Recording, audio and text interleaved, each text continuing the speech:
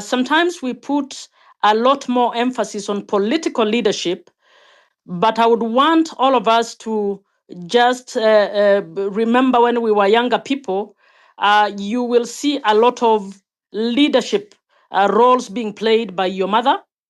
I grew up in the village, and I saw that quite a bit.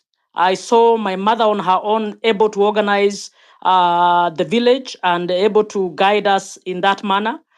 I was able to see her work with other women to organize. The first chamas I ever saw were my mother and other women coming together because they were not capable of, they were not wealthy people, to pool together resources and support each other in terms of matters community, matters agriculture, and so on. I also happen to have been mentored. I am a lawyer, and the first woman lawyer happens to come from my village. I had no clue what a lawyer is, but because of Effie War, the hype around who is going to be the next Effie in the village is actually what triggered me into being a lawyer. If you listen to the stories of Phoebe Asio following the father who was a chief, if you listen to Wangare Maathai and how she grew up, you find that there is a lot of learning that both boys and girls are able to pick.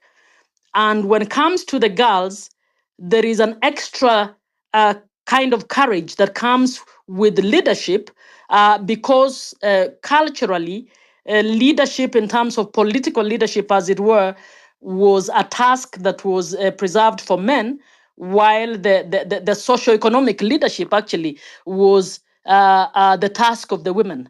So the land belonged to the community, but whoever defined whether the land is going to be productive, largely in most communities, you'll find it is the woman who actually organized that.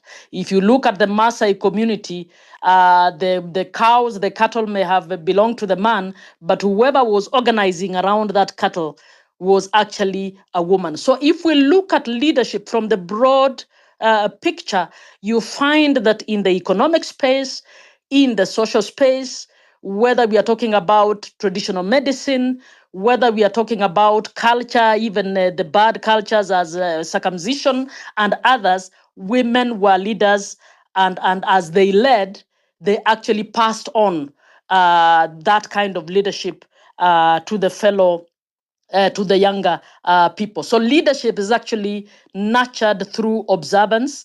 That mentorship is not necessarily deliberate, is actually by action.